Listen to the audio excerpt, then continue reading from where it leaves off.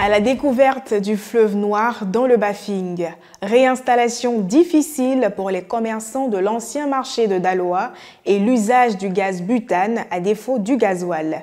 C'était les titres au sommaire de ce nouveau numéro. Bonsoir à tous et bienvenue. Située au nord-ouest de la Côte d'Ivoire, la ville de Touba est le chef-lieu de la région du Bafing. La dite région dégage d'énormes richesses naturelles et est drainée par plusieurs cours d'eau dont le plus célèbre est appelé le fleuve Bafing. D'ailleurs, je vous emmène à la rencontre de Fadiga Abdoulaye qui va nous raconter une anecdote ancestrale derrière le nom de ce fleuve. Touba, région du Bafing. Vous entendez Bafing là-haut. Est-ce que vous connaissez la signification? Je suppose que non. Mais ne vous inquiétez pas, nous on est là pour ça. Donc aujourd'hui, en compagnie du père Fadiga Abdoulaye, il va nous présenter le Bagbe et faire la part des choses concernant le Bafing et le Bagbe. En tout cas, écoutez bien, c'est un cours d'histoire. Vous savez que le peuple Maou, la région est nommée le Bafing parce qu'il y a en réalité deux fleuves qui traversent le long de la région. Maintenant, finalement, juridiquement, ils ont donné le nom Bafing, c'est-à-dire l'autre fleuve qui a la couleur un peu plus noire. Voilà. En termes de signification, quand on dit le Bafing, ça veut dire le fleuve noir. Donc, il y avait aussi le fleuve clair, on n'est pas dit blanc, qui est là. Donc là, tu vois, ces fleuves-là sont la source des richesses de la région. Hein. Voilà, elles permettent de donner aux agriculteurs de l'eau pour irriguer leurs différents champs. Et là, vous voyez un peu le mécanisme là de moteur. Nous mettons le tuyau dans le Bagbe. Et puis la bénédiction de ce fleuve-là nous permet d'être productifs. L'autre fleuve qui est de l'autre côté a pris le nom de la région. Voilà, pour des raisons des anciens qui ont pensé que le côté noir du fleuve absorbait en fait les malédictions, les trucs, voilà. Donc, mais le Bagbe, lui, il est là par contre. Lui, lui, il bénit, il fait. À Daloa, au centre-ouest du pays, la démolition de l'ancien marché a occasionné un véritable problème de réaménagement et de réinstallation des commerçants.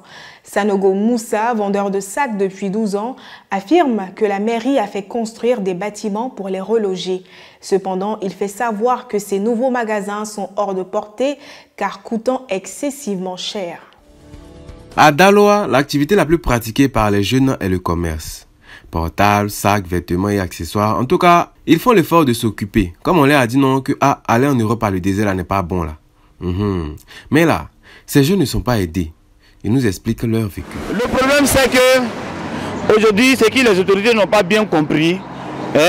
Ils ont fait des magasins un peu partout à Daloa ici pour aider les commerçants. C'est pas méchant de leur part. Et ils nous soutiennent. Mais la manière qu'ils nous soutiennent là, c'est ça on ne veut pas par exemple. Non, on te demande une caution de 300 000 à 500 000 et à 200 000 francs.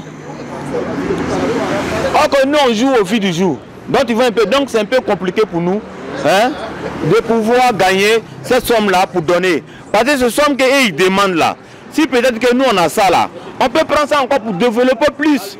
Mais si tu prends ça pour déposer, et puis tu prends ça pour déposer, pour payer caution d'un magasin. Mais par fini maintenant, où on va t'envoyer là maintenant, tu vas gagner quoi maintenant pour investir, pour que tu vas gagner un peu. Aujourd'hui, on demande aux autorités aussi de diminuer les prix des magasins pour que tout le monde puisse aller s'installer bien, que demain on peut pas nous faire quitter encore. Daloa est une ville où la population est jeune en majorité. La ville est grande, dispose de certaines infrastructures mais n'est pas très développée. Les jeunes veulent apporter leur pierre dans le développement. Ils demandent donc aux autorités de s'y lancer en pro. Koné Abou est chauffeur depuis plus de 6 ans pour le compte d'une entreprise de cosmétiques. Lors d'une interview, il révèle que le coût élevé du gasoil n'est pas bénéfique pour les chauffeurs. Notons que pour pallier cette difficulté, il leur arrive d'utiliser du gaz butane, ce qui est d'ailleurs proscrit par la loi ivoirienne. Il n'y a pas un taxi à Yamoussoukro qui roule avec essence. En tout cas, c'est ce que nous a affirmé Koné Suleiman, chauffeur de taxi dans la capitale du Bélier depuis 2 ans environ. En tout cas, son constat est réel. On a pu le vérifier par nous-mêmes. Tous les taxis auxquels nous avons posé la question ont été catégoriques. Et cela est dû au fait que, quand tu utilises l'essence là, tu ne gagnes pas bon Dieu. Non mais la raison même là, d'une part si tu roules avec gaz, avec carburant, essence, c'est pas la même chose. En matière de consommation, c'est pas la même chose. Maintenant, imagine, pour 2000, un fédou là, tu peux rouler ça 3 heures, 4 heures du temps, ça. Mais imagine, de toi à moi, est-ce qu'on peut rouler essence pendant 4 heures du temps? Donc c'est à cause des recettes voilà, que... c'est à cause des recettes. Voilà, moi en tout cas, j'ai décidé de rouler avec gaz.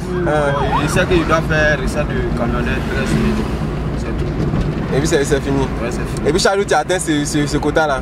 Même, jusqu'à un moment je gagne ce que je cherche même.